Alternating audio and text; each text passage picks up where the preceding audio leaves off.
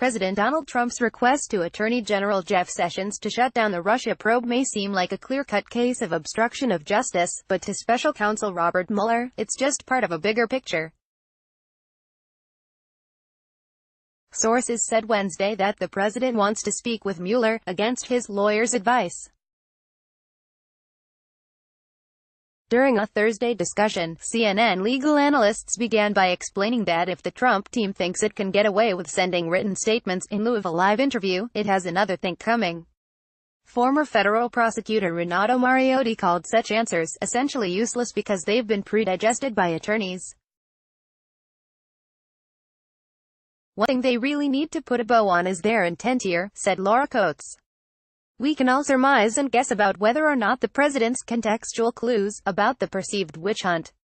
She explained that Mueller needs to know if Trump had the corrupt intent to impede or influence or undermine this investigation.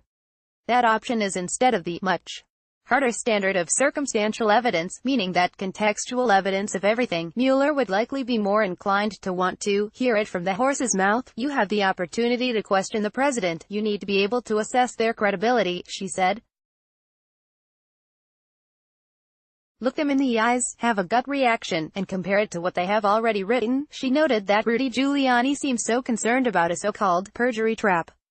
However, if they put together a written statement, it puts Trump in a position to have to verify all of those claims his lawyers outlined. Mariotti outlined the circumstantial evidence. However, he now believes that he has seen all of the evidence needed to justify an obstruction charge. All of the evidence that we have seen of the president's intent, not only the firing of former FBI Director James Comey, pressuring the Attorney General to recuse himself, telling White House counsel Don McGahn to fire Robert Mueller at one point, and just all sorts of statements by the president, angry about the existence of this investigation, and very much desiring to help Michael Flynn and others. He explained that there is a variety of evidence that shows the president's intent was to undermine the investigation before his tweets were even part of the equation.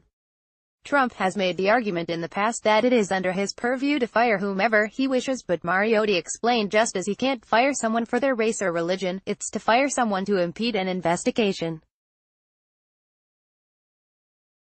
In the case of Comey, Trump had Deputy Attorney General Rod Rosenstein justify the firing, but then later said it wasn't the actual reason he did it.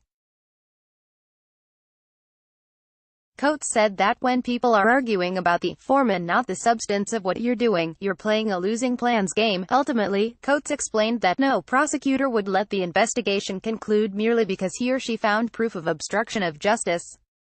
She surmised that Mueller is merely continuing the investigation in its entirety.